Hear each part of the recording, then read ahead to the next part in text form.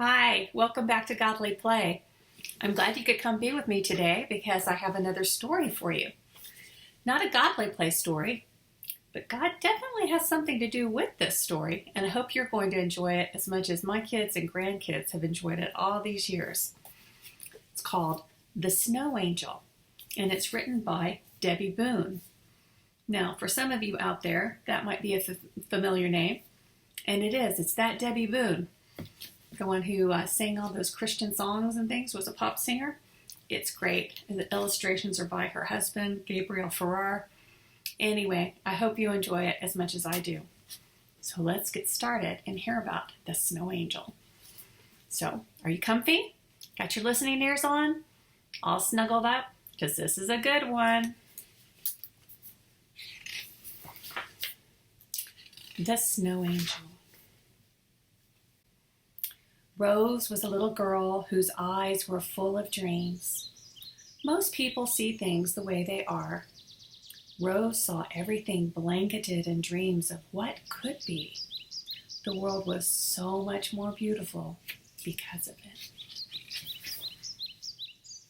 Rose and her mother lived in a village where people had little by little forgotten how to dream. It's not that they meant to. It's just that simple problems seemed to get so big that they couldn't see beyond them. Nothing much seemed to matter anymore, and folks were just trying to make it from one day to the next. And as for Rose and her family, Rose's father had died when she was a baby, but grandfather had come to live with them, and they loved each other very much. Rose enjoyed nothing more than listening to grandfather talk about all the different things that could be. He had given her the gift of dreaming. One crisp autumn afternoon, grandfather decided to take Rose and some of her friends for a walk in the woods. Soon they came to a small clearing. Grandfather knelt down on one knee, and with all the children watching intently, he pulled a tiny seed out of his pocket. "This is a giant fir tree," he announced. "Not sure doesn't look like a giant fir tree," one of the children exclaimed. "Oh, but it is," grandfather replied. "You just can't see it yet." Then, as he began to plant the tiny seed, he said, "Dreams are the seeds of change. Nothing grows without a seed, and nothing changes without a dream." He brushed off his hands, sat down on a log, and said, "Now, this seems like a fine day to plant some dreams. You tell me some of your dreams, and I'll tell you some of mine. And by the time we've finished, we'll have planted a whole forest of dreams." Then he tilted back his head and laughed a good long laugh. Well, some parents didn't like the idea of an old man filling up their children's minds with false hopes. "Things aren't going to get any better around here," they would say. One by one, the parents of the village told their children they could no longer spend time with Rose or with her grandfather. One night, after Rose had gone to bed, grandfather and Rose's mother talked together. "A little girl needs to have friends," mother said quietly. "Perhaps you shouldn't spend so much time with Rose and her friends." Grandfather paused for a moment and then replied softly, "All right, for Rose's sake." He tapped out his pipe and he went upstairs to his room. That night, silently and quietly, the snow came. Large white flakes fell to the ground and continued to fall through the night. When Rose woke up and looked outside her bedroom window, she saw the whole town covered with a blanket of fresh white snow. She jumped out of bed, put on a pair of pants, a sweater, her snow boots, and she ran downstairs. "School's closed today, dear. Too much snow." Rose grabbed a piece of toast off a plate, spun around, and ran upstairs, back to her grandfather's room. "Grandfather, it's snowing. Let's go out for a walk." "No thanks," her grandfather replied sadly. You go ahead. I'm I'm going to stay inside and read. Rose slowly walked back down the stairs. I'm going to go visit the fir tree, Mama, Rose said. Be back for lunch, dear, answered her mother. Rose headed out the back door and into the snow. When she got to the little fir tree, only the very top of it was peeking out of the snow. She knelt down and brushed the snow off its tender branches. Keep growing, little tree. Quietly then she leaned over and whispered, You're going to make it through this winter. I know it's kind of lonely when you're all by yourself, but you're just fine. You're our special tree. Suddenly an idea came to her. She laid on her back in the snow and waved her arms and legs back and forth. Then she stood up, brushing the snow off her jacket. There! Her body had left a perfect impression of an angel in the snow. Have you ever done that? Made a snow angel? I have. You could do it in the sand, too. Here's a snow angel to watch over you when I'm not around, she said. No one should be alone. And then suddenly Rose felt very sad. A tear rolled down her eye, dropping silently on the figure of the snow angel below. Rose wiped her eyes. You're not alone, a small voice said. Rose looked up. To her amazement, there stood an angel. Well, she wasn't any taller than Rose herself, with blonde hair and a halo was a little bit crooked. Everything about her had a soft glow, unlike anything Rose had ever seen. Who are you? Where did you come from? Rose asked. The angel smiled and pointed down. Rose looked and saw that her impression of the snow had vanished. Why, you're my snow angel! Rose, I've come to ask for your help. My help? Rose asked. Why me? Because, the angel asked, you're a dreamer. You know, Rose said, that's what my grandfather calls me. I bet he'd sure like to meet you.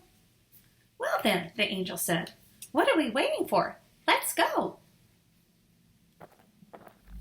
She doesn't even leave footprints, Rose thought, as she hurried to keep up. When they reached the house, they looked up at Grandfather's window. Rose made a snowball and threw it at the windowsill and waited.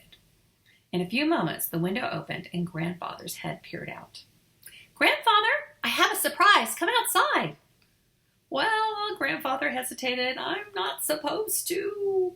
And just then, the snow angel walked into view. Oh my, oh my. Well, that's different. I'll be right out. When Grandfather had come outside, the snow angel said, The people of your town have forgotten how to dream. They have lost their childlike heart. I know, said Rose. They need to start having fun again. Yes, Grandfather agreed. Rose, let's see if we can make them laugh. So they tried this, and they tried that. So much silliness, but looks like fun. But nothing seemed to work. Grandfather and Rose sat down, feeling tired and a little discouraged. What should we do, Snow Angel? Grandfather asked. How can we get people to start dreaming again? The angel smiled. Sometimes people just need something wonderful to happen to them. Reaching out her hands, she said, Come on, you two. Hold my hands.